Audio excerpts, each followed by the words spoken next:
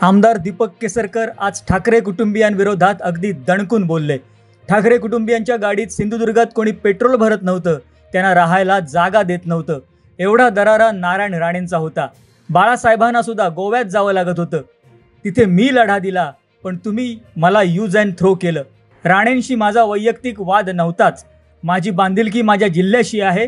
मी स्वतःहून कोणाच्या अंगावर जात नाही आणि कोणी आलं तर सोडत नाही, असा इशारा आमदार दीपक केसरकर यांनी आदित्य ठाकरेंना दिलाय। एक तर आहे की ह्याला पोरकटपणा म्हणतात मराठीमध्ये। उतळपाण्याला फार खळखळाट असतो।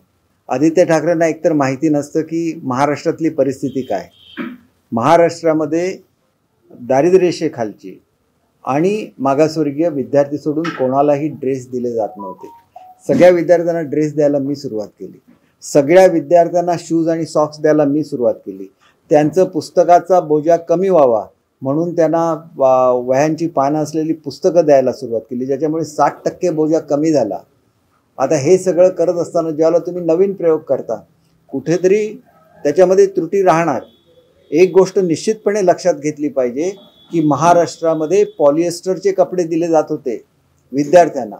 विद्यार्थ्यांच्या अंगावर पुरळ येत होता आणि आज सुद्धा आम्ही चांगले कॉटन मिश्रित कपडे देत होतो, ते सोडल्यानंतर आज सुद्धा पॉलिएस्टरचे कपडे काही शाळांमधून दिले जातात। अशा तक्रारी दादा भुसे साहेबांकडे माझ्या उपस्थितीमध्ये आलेल्या होत्या आणि त्यांनी त्याची चौकशी करायचे आदेश दिलेले होते। याच्या मागचा उद्देश काय होता की चांगल्या दर्जाचा कपडा जो सेंट्रल गव्हर्नमेंटच्या एजन्सीने प्रत्येक त्याच्या मॅन्युफॅक्चरिंग स्टेजला टेस्ट केला पाहिजे आणि नंतर महिला आर्थिक विकास महामंडळाने त्याचे ड्रेसेस शिवून दिले पाहिजेत। अर्थात महिला आर्थिक विकास मंडळांचं एवढं काम कधीच केलेलं नव्हतं। ज्यावेळेला नव्याने ते हे केलं, आता त्यांची सगळी मशिनरी बसली। जिल्हा परिषदेच्या बचत गटांनी ड्रेसेस शिवायला सुरुवात केली। त्याच्यानंतर ती स्कीम बंद पडली कारण तत्कालीन कोण सेक्रेटरी होते त्यांनी चुकीचा रिपोर्ट दिला असेल, परंतु ही एक आदर्श स्कीम होती आणि ह्याचं टेंडर निघालं। ते टेंडर जवळजवळ 8 की 9 कोटी रुपये कमीला आलेलं होतं। दिवस रात्र नगर महापालिकेच्या पैशावर जगता तुम्ही। आणि जे लोक, माझे त्यांना जाहीर आव्हान आहे, मी 2.5 वर्ष मुंबईचा पालकमंत्री होतो। तुमचा मुंबईवर सत्ता आहे ना तुमची, एका कॉन्ट्रॅक्टरकडून 1 रुपया घेतलेला दाखवा। कोणाबद्दल बोलता, कोणाच्या विरुद्ध घोषणा बोलता?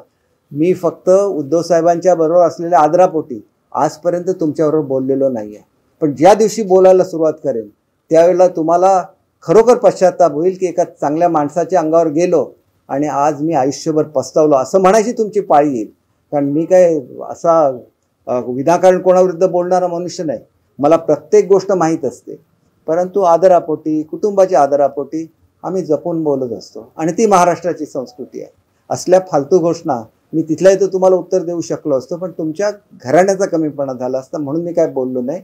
मी शांतपणे, तुम्ही आता बोलला म्हणून मी उत्तर देतो, नाहीतर मी उत्तर सुद्धा दिलं नसतं, कारण मी वरिष्ठांची चर्चा करणार होतो। मला ही गोष्ट एवढी खटकलेली आहे की महाराष्ट्रासाठी मी जे काय केलं एज्युकेशन डिपार्टमेंटमध्ये आताच्यापर्यंतच्या महाराष्ट्राच्या इतिहासामध्ये कधी झालेलं नव्हतं। मराठी भाषेसाठी मी केलं। मी जाहीर आव्हान आहे, माझ्यावर एका स्टेजवर बसा आणि तुम्ही काय मराठीसाठी केलं आणि मी काय मराठीसाठी 2 वर्षामध्ये करून दाखवलं याचं मी तुम्हाला लेखाजोखा देईन। एज्युकेशनमध्ये तुम्ही सांगता की मराठीवर अन्याय झाला, कुठला अन्याय झाला? माझ्यावर स्टेजवर बसा आणि दाखवा। 71 पासून हिंदी कंपल्सरी आहे, त्यावेळेला तुमचं एक आंदोलन नाही झालं हिंदी कंपल्सरी काढून टाका म्हणून? मग आता आंदोलन का केलं? म्युन्सिपाल्टीच्या इलेक्शन तोडणार आहे म्हणून तुमचं आंदोलन झालेलं आहे। राजसाहेब तर मराठीसाठी नेहमी भांडत असतात, त्यांच्याबद्दल मी काय बोलणार नाही। ते मराठीच्या बोर्डसाठी भांडतात, मराठी बोलली पाहिजे म्हणून भांडतात। त्यांनी बाळासाहेबांचा वारसा समर्थपणे पुढे चालवला आहे। तुम्ही काय केलं? तुम्ही मुंबईच्या सगळ्या मराठी स्कूल इंग्लिश मीडियममध्ये केल्या। तुम्हाला मराठीबद्दल बोलायचा अधिकार आहे का? याचा विचार झाला पाहिजे। मला प्रत्येक गोष्टीची माहिती असते। माझं तेवढं वय आहे, माझा तेवढा अभ्यास आहे, माझं तेवढं काम आहे। भले मंत्री नसेल, मंत्री नसल्याबद्दल मी कधीही नाराजी व्यक्त केलेली नाही, पण माझं एवढं काम एज्युकेशन किंवा मराठी भाषेमध्ये दुसऱ्या कुठल्याही मंत्र्यांनी करून दाखवलेलं मला दाखवावं। मी माझ्या राजकीय जीवनातून निवृत्ती पत्करेन आणि म्हणून मला एवढंच सांगायचं आहे की दुसऱ्याबद्दल आदराने बोला। उगाच फालतूपणा म्हणून ह्याच्यावर बसून जिन्यावर बसून ज्यावेळेला तुम्ही आंदोलनं करता त्यावेळेला त्याला एक डेप्थ असते। ते तुम्ही आंदोलन तुमच्या विषयापुरतं बोला। तुम्हाला विरोधी पक्षनेतेपद पाहिजे होतं त्याच्यापुरतं बोला। कोणाबद्दल घोषणा देता? ज्यांनी काहीतरी एज्युकेशन डिपार्टमेंटमध्ये करून दाखवलं त्याच्याबद्दल घोषणा देतात आणि लोकांचा गैरसमज करता। हे सहन करणारा मी मनुष्य नाही। मी मुख्यमंत्री साहेबांची अपॉइंटमेंट मागितलेली आहे, शिंदे साहेबांची अपॉइंटमेंट मागितलेली आहे की याच्यावर काय बोलायचं, आणि नंतर मला बोलायचं. त्यांनी एकदा मोकळीक दिली तर मी सुद्धा बोलायला मोकळा आहे. मी कोणाला घाबरत नाही, आणि घाबरलो असतो तर एवढं मोठं राजकारण कधी आयुष्यात करूच शकलो नसतो. आणि एक गोष्ट मला तुम्हाला सांगायचं आणि ठाकरे फॅमिलीला सांगायचं आहे, तुमच्या गाडीमध्ये पेट्रोल भरलं जात नव्हतं. एवढा नारायण राणेंचा दरारा होता या ठिकाणी.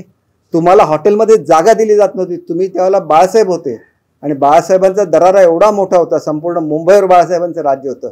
पण सिंधुदुर्गमध्ये त्यांच्या गाडीमध्ये पेट्रोल नाही. त्यांना ह्याच्यामध्ये गोव्यात जाऊन पेट्रोल भरायला लागत होतं. एका हॉटेलमध्ये त्यांना जागा मिळू शकली नाही. तिथं मी लढा दिला. तुम्ही काय केलं? यूज अँड थ्रो केलं ना. असं नाही चालत राजकारणामध्ये. मी सुद्धा त्यावेळेला राणेसाहेबांचा दरार होता. त्यांच्याशी काय माझी व्यक्तिगत शत्रुत्व नव्हतं. त्यांचे कार्यकर्ते वाईट वागत होते म्हणून मी तो लढा दिला. मग हे सगळं असताना तुमची हिंमत नाही झाली. तुमच्यापैकी कोणी येऊन इथं लढा नाही दिला, आणि तुमचे अनेक आमदार निवडून आले. त्याच्यासुद्धा त्यांनी माझ्याविरुद्ध स्टेटमेंट काढले. आज ते घरी बसले ना. माझी बांधिलकी माझ्या जिल्ह्याशी आहे, माझ्या तत्वांची आहे. त्याला तुम्हाला उगाच हाक बांधण्याच्या भानगडीत पडू नका. मी स्वतःहून कोणाच्या अंगावर जात नाही, आणि कोणी अंगावर आलं तर त्यांना सोडत नाही.